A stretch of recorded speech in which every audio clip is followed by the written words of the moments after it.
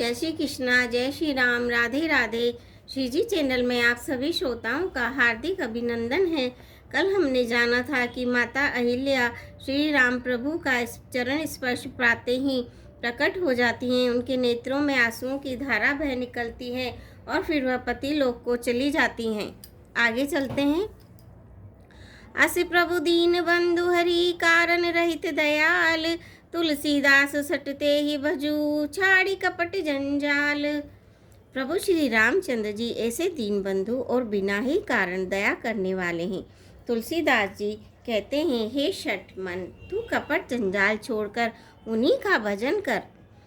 श्री राम जी और लक्ष्मण जी मुनि के साथ चले। वे वहां गए जहां जगत को पवित्र करने वाली गंगा जी थी।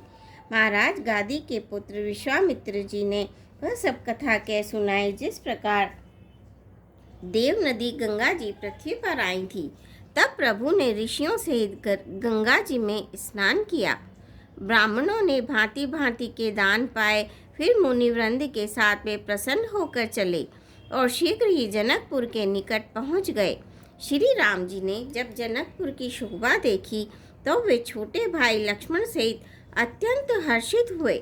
वहाँ अनेकों बावलियाँ, कुएं, नदी और तालाब हैं, जिनमें अमृत के समान जल है और मणियों की सीढ़ियाँ बनी हुई है। मकरंद रस से मतवाले होकर भौरे सुंदर गुंजार कर रहे हैं।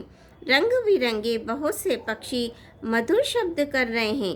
रंग रंग के कमल खिले हैं। सदा सब ऋतुओं में सुख देने वाला शीतल मंद सुगंध पवन बह रहा है। पुष्प वाटिका, फुलवारी, बाग और वन, जिनमें बहुत से पक्षियों का निवास है, फूलते फलते और सुंदर पत्तों से लदे हुए नगर के चारों ओर सुशोभित है। नगर की सुंदरता का तो वर्णन ही नहीं करते बनता। मन जहाँ जाता है वहीं लुभा जाता है, वहीं रम जाता है। सुंदर बाजार है, मणियों से बने हुए विचित्र छज्जे हैं, मानो ब्रह्मा जी ने उन्हें अपने हाथों से बनाया है। कुबेर के समान श्रेष्ठ धनी व्यापारी सब प्रकार की अनेक वस्तुएं लेकर दुकानों में बैठे हैं।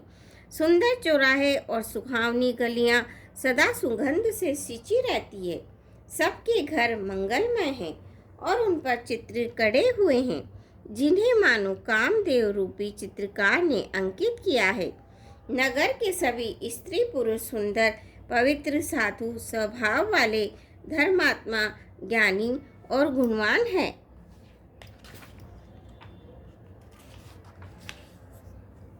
जहाँ जनक जी का अत्यंत अनुपम सुंदर निवास स्थान महल है, वहाँ के विलास ऐश्वर्य को देखकर देवता भी थकित स्तंभित हो जाते हैं।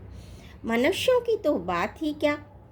कोट राजमहल के परकोटे को देखकर चित्त चकित हो जाता है। ऐसा मालूम होता है मानो उसने समस्त लोकों की शोभा को रोक कर रखा है। उज्जवल महलों में अनेक प्रकार के सुंदर रीति से बने हुए मणि जटित सोने की जरी के पर्दे लगे हुए हैं। सीता जी के रहने के सुंदर महल की शोभा का वर्णन किया ही कैसे जा सकता है। राजमहल के सब दरवाजे फाटक सुंदर हैं, जिनमें व्रज के मजबूत अथवा हीरो के चमकते हुए किवाड़ लगे हैं। वहाँ मातहत राजाओं, नटों, मागधों और भाटों की भीड़ लगी रहती है। घोड़ों और हाथियों के लिए बहुत बड़ी घुड़शालाएं और गजशालाएं बनी हुई है, जो सब समय घोड़े, हाथी और रथों से भरी रहती है। बहुत से शूरवीर मंत्री और सेनापति हैं। उन सबके घर भी राजमहल सरीखे ही हैं। नगर के बाहर तालाब और नदी के निकट जहाँ तहाँ बहुत से राजा लोग उतरे हुए हैं। आमों का एक अनुपम बाग देखकर जहाँ सब प्रकार के सुभीत थे और जब सब तरह से सुहावना था, विश्वामित्र जी ने कहा, हे सुजान रघुवीर, मेरा मन कहता है कि यहीं रहा जाए। कृपा के धाम श्री रामचंद्र जी बहुत अच्छा स्वामी, कहकर वहीं मुनियों के समूह के साथ ठहर गए।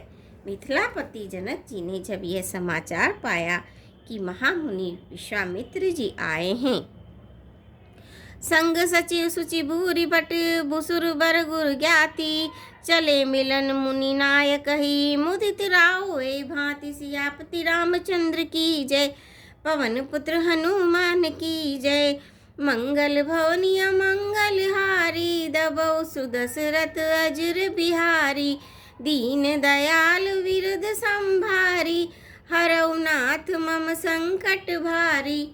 श्रोताओं, आज के लिए बस इतना ही। आपसे आशा है मेरे चैनल को सब्सक्राइब करेंगे, वीडियो को लाइक करेंगे, शेयर करेंगे। धन्यवाद।